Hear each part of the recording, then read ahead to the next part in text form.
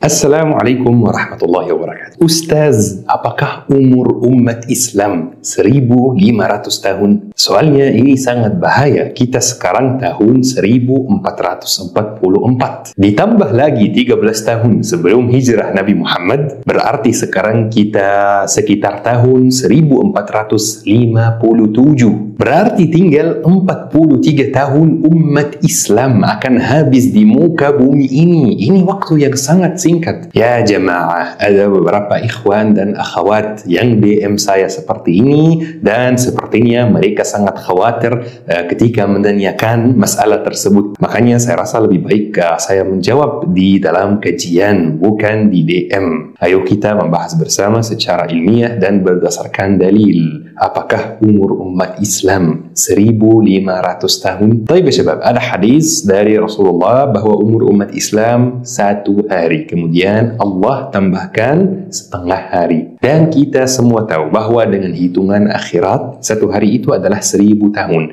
Kemudian setengah hari 500 tahun. Jadi ada beberapa ulama yang menarik kesimpulan bahwa umur umat Islam adalah 1500 tahun. Tetapi ada beberapa ulama lain yang menolak hal tersebut dengan alasan hadis ini hadis dhaif. Dan saya tahu pasti ada beberapa dari teman-teman yang penasaran. Dhaif, sahih, maudhu'. Bagaimana ada satu hadis yang bisa disebut dhaif dan satu hadis lain yang bisa disebut sahih? Siapa yang buat kategori ini? Rasulullah sendiri atau ulama? Dan apa yang bikin suatu hadis sahih dan apa yang bikin suatu hadis dhaif? Dhaif ini artinya lemah. Makanya syabab, ana akan menjelaskan soal ini dulu dan ada ceritanya yang sangat menarik. Taib ya syabab, Rasulullah Nabi Muhammad adalah Rasul dan Nabi terakhir, dan beliau juga merupakan guru dari semua sahabat Rasulullah dan semua ulama, semua tabi'in, semua tabi'it tabi'in. Jadi kadang-kadang beliau mengucapkan sesuatu seperti khairukum khairukum ya ahli. Yang paling baik di antara kalian adalah yang paling baik terhadap keluarganya. Ini kan sebuah ucapan dari mulut Rasulullah, makanya disebut hadis. Ini artinya hadis ya syabab. Tetapi di zaman Rasulullah mayoritas hadis tidak dicatat ya teman-teman, karena kan kita sekota dengan Rasulullah. Jadi jika merasa bingung, jika merasa butuh fatwa, tinggal pergi ke Rasulullah langsung dan bertanya. Tetapi setelah Rasulullah SAW meninggal, para salaf, para tabi'in, para tabi'in mulai memimpin, dan mereka mulai menghadapi beberapa masalah baru yang sesuai dengan zamannya, beberapa masalah yang tidak pernah ada di zaman Rasulullah. Maka mereka membutuhkan arahan Rasulullah, mereka membutuhkan pendapat Rasulullah. Tetapi Rasulullah sudah meninggal dunia. Jadi mereka mulai cek ulang ucapan Rasulullah atau yang disebut dengan hadis. Teman-teman, belajar bahasa Arab itu sudah menjadi hal yang sangat penting untuk menjaga agama kita, untuk memahami ilmu agama, untuk menjaga diri dari fitnah-fitnah yang tersebar di mana-mana sekarang. Buat teman-teman yang mau belajar bahasa Arab, bisa hubungi Syabab Belajar Academy. Mereka punya kelas bahasa Arab mulai dari nol, dibimbing sampai lancar insyaAllah. Cocok buat yang jadwalnya padat, karena ada kelas malam, kelas subuh, kelas pagi, Sabtu, Minggu, dan lain-lain. Dan cocok buat yang latar belakangnya non pesantren maupun pesantren. Mereka mulai bertanya-tanya, ya fulan, kamu dengar Rasulullah membahas masalah ini atau tidak? Kalau kamu dengar, apa yang beliau ucapkan? Dan ada yang mulai catat. Tetapi masalahnya, era mereka ini tidak semurni era Rasulullah SAW. Mulai ada orang yang tidak baik, orang yang mengaku dengar hadis dari sahabat, tetapi ternyata dia tidak pernah ketemu sahabat tersebut. Rasulullah mengucapkannya kepada sahabat, dan sahabat itu mengucapkannya kepada orang lain, dan orang lain itu mengucapkan kepada orang lain lagi. Jadi ada yang mengaku dengar dari sahabat, ada yang mengaku dengar dari tabi'in, ada yang mengaku dengar dari tabi'it tabi'in, tetapi informasinya tidak benar dan dia tidak pernah ketemu sahabat tersebut atau tabi'in tersebut. Makanya para ulama kita mulai buat peraturan untuk untuk menolak atau menerima ucapan yang diduga ucapan Rasulullah sallallahu alaihi wasallam. Dari sini muncul hadis sahih yang artinya hadis benar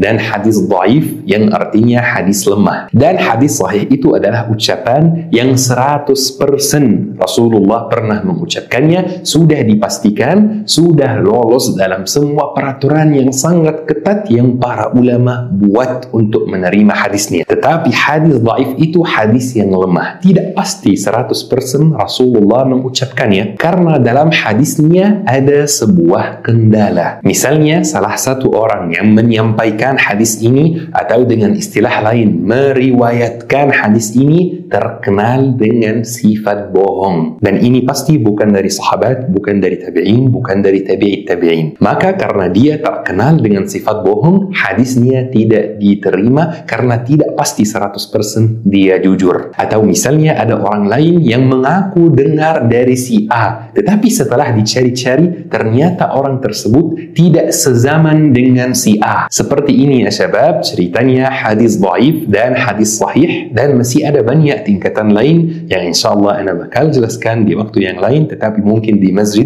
bukan di sosmed seperti ini. Syabab yang mulai ngantuk, ayo cuci muka dulu. Memang cari ilmu dari sumber yang terpercaya, yang benar itu tidak mudah di zaman kita ini. Jadi ya syabab, hadis bahwa umur agama Islam itu 1500 tahun, itu hadis yang dhaif, belum tentu, belum pasti disampaikan oleh Rasulullah SAW. Apalagi orang yang suka mengulangi hadis ini, mereka biasanya bilang seperti ini, umur agama Islam, dan ini kekeliruan yang sangat besar. Karena agama Islam itu bukan agama yang baru. Umat Nabi Muhammad ini bukan umat Islam. Umat Nabi Muhammad ini salah satu umat Islam. Karena Islam itu agama Allah, satu-satunya agama yang Allah ridai. Nabi Adam beragama Islam, Nabi Musa beragama Islam, Nabi Ibrahim beragama Islam, Nabi Isa beragama Islam. Jadi kalau kita membahas persoalan ini, tidak tepat kita mengatakan umur agama Islam. Lebih tepatnya kita menggunakan kalimat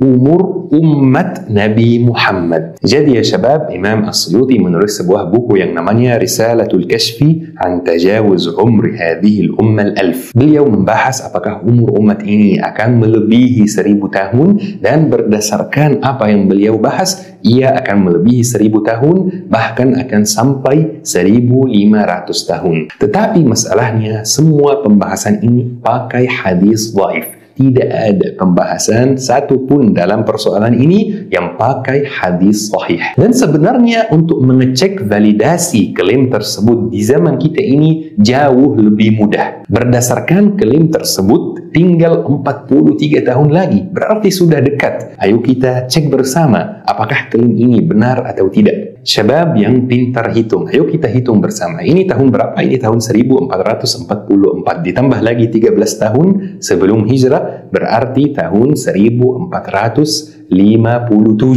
Anggap saja umur umat Islam 1500 tahun, berarti tinggal 43 tahun. Dan ya syabab, seperti yang kita semua tahu bahwa kita ini umat terakhir. Berarti setelah kita bakal datang hari kiamat dan bumi ini bakal habis. Dan supaya datang hari kiamat itu ada yang namanya tanda-tanda hari kiamat. Ulama kategorikan tanda-tanda tersebut ke tanda kecil dan tanda besar. Kalau soal tanda kecil, banyak sekali yang sudah muncul sejak zaman Nabi Muhammad, dan banyak sekali juga yang belum muncul sampai hari ini. Anggap saja ya teman-teman bahwa semua tanda kecil itu sudah muncul dan kita sedang menunggu tanda besar hari kiamat. Kira-kira tanda besar hari kiamat itu makan waktu berapa tahun? Misalnya ada perang Harmagedon, ini tidak disebutkan makan waktu berapa tahun. Anggap saja 2 tahun misalnya. Ada Imam Mahdi, dalam hadis sahih disebutkan bahwa ini akan membutuhkan waktu 7-9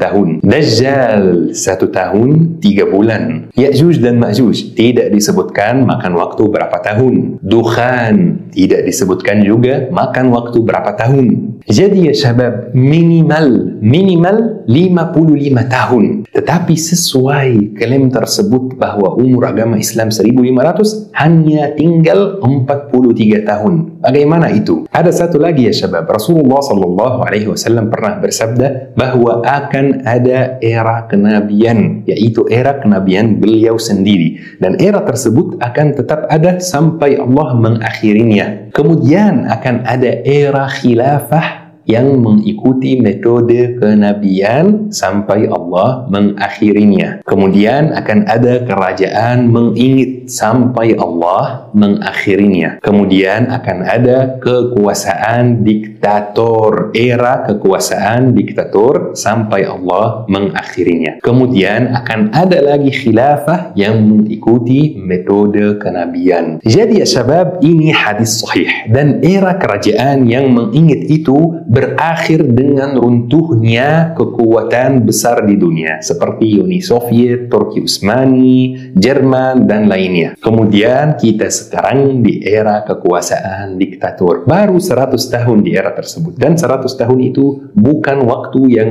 bisa dibilang lama dalam sejarah umat, dan tidak disebutkan kapan era ini akan berakhir. Era ini ya syabab tidak mesti ada di semua negara ya. Misalnya di Indonesia, alhamdulillah kondisi kita jauh lebih baik dari negara-negara Arab yang menderita gara-gara era ini. Jadi ya syabab, tinggal satu era lagi. Masa ya syabab, era kita ini cepat berakhir, terus era yang baru mulai, terus berakhir, terus muncul tanda kecil hari kiamat yang belum muncul, terus muncul tanda besar hari kiamat, semuanya hanya dalam waktu 43 tahun. Ini ya syabab tidak masuk akal. Tunisia ketika mereka mau menggantikan presiden dengan presiden yang baru, mereka membutuhkan waktu 24 tahun. Mesir ketika mau menggantikan presiden dengan presiden yang baru membutuhkan waktu 30 tahun. Libya ketika mau menggantikan presiden dengan presiden yang baru membutuhkan waktu 42 tahun. Jadi ya syabab, menurut ana dan menurut banyak asatiz lain bahwa klaim ini tidak masuk akal dan tidak benar sesuai agama. Umur umat Islam, umur umat Nabi Muhammad bukan 1500 tahun, dan tidak ada yang tahu berapa umur umat ini. Apalagi kalau kita lihat perintah Rasulullah SAW ketika Rasulullah ditanya oleh seseorang tentang hari kiamat. Beliau ditanya kapan hari kiamat pas beliau khutbah di mimbar. Kira-kira apa jawaban beliau? Beliau diam sampai beliau ditanya lagi oleh orang tersebut. Baru beliau menjawab, apa yang kamu siapkan untuk menyambut kedatangan hari kiamat. Jadi ya syabab, pertanyaan kapan kiamat, berapa umur umat Nabi Muhammad, itu pertanyaan yang tidak bermanfaat. Yang bermanfaat itu kita menyiapkan diri supaya kalau misalnya kiamat terjadi besok, kita merasa kita sudah memenuhi kewajiban kita terhadap agama kita, terhadap negara kita, terhadap keluarga, anak, istri, orang tua kita. Tidak ada yang tahu sama sekali kapan kiamat, termasuk Nabi Muhammad SAW. Anggap saja bapakmu tahu kapan beliau meninggal dunia. Pasti beliau akan setiap hari membahas hal tersebut itu bersama antum, membahas hal tersebut itu bersama istrinya, yaitu ibu antum, bersama adik-adik antum. Misalnya menasihati antum apa yang perlu dilakukan setelah beliau meninggal. Jika umur umat Islam benar-benar 1500 tahun, berarti kita harusnya ketemu banyak kabar tentang hal tersebut di buku-buku turas, buku-buku ilmu agama. Berarti seharusnya sahabat banyak bertanya tentang hal tersebut. Ini hal yang sangat penting kan? Tetapi sebenarnya tidak ada itu semua. Hal tersebut tidak viral, tidak dibahas di zaman sahabat. Kita hanya ketemu hal tersebut dalam beberapa hadis dhaif yang belum pasti diucapkan oleh Nabi Muhammad SAW. Jadi ya syabab, kesimpulannya ini klaim yang tidak benar. Umur umat Islam bukan 1500 tahun, tidak ada yang tahu, tidak ada dalilnya, tidak ada buktinya, bahkan pakai hitung-hitung juga tidak valid. Rasulullah SAW bersabda, "Idza qamat as-sa'ah wa fi yadi ahadikum fasila fa in istata'a alla taquma hatta yaghrisha falyaghrisha." Jika hari kiamat terjadi atau hampir mau terjadi dan di tangan seorang dari kalian bibit, maka tanamlah sebelum hari kiamat. Walaupun kiamat sudah terjadi atau hampir mau terjadi, kita diperintahkan untuk tanam bibit yang di tangan kita ini walaupun kita tidak bakal melihat hasilnya. Ini perintah yang jelas supaya kita tidak begitu memikirkan soal kapan hari kiamat, kapan umur umat Islam. Kita sebagai umat Nabi Muhammad SAW diperintahkan untuk beribadah sampai hari akhir, sampai hari terakhir. Kita diperintahkan untuk menolong agama Allah terlepas dari kerjaan dan jabatan kita. Yang pejabat bisa menolong agama Allah, yang ibu rumah tangga bisa menolong agama Allah, yang ayah bisa menolong agama Allah, yang kerja kantoran bisa menolong agama Allah, yang jualan di pasar bisa menolong agama Allah. Setiap orang ada caranya, ada jalannya. Jika antum tidak ketahui jalannya dan caranya bagaimana menolong agama Allah, maka tanyalah. Yang penting syabab, kita fokus pada hal yang layak dapat perhatian dan fokus kita. Tetapi duduk di rumah terus mikirin hari kiamat dan mikirin kapan hari kiamat dan mikirin umur umat Nabi Muhammad, itu tidak bermanfaat bagi umat dan negara. Bismillah ya syabab, semoga kita semua termasuk orang yang amalannya dan perbuatannya diridai oleh Allah Subhanahu wa Ta'ala. Semoga kita semua termasuk ahli surga dan dijauhkan dari neraka Jahannam. Amin ya Rabbil Alamin. Semoga kajian hari ini bermanfaat insyaAllah syabab. Syukran. Wassalamualaikum warahmatullahi wabarakatuh. تعلمت عنك الكثير فأرجو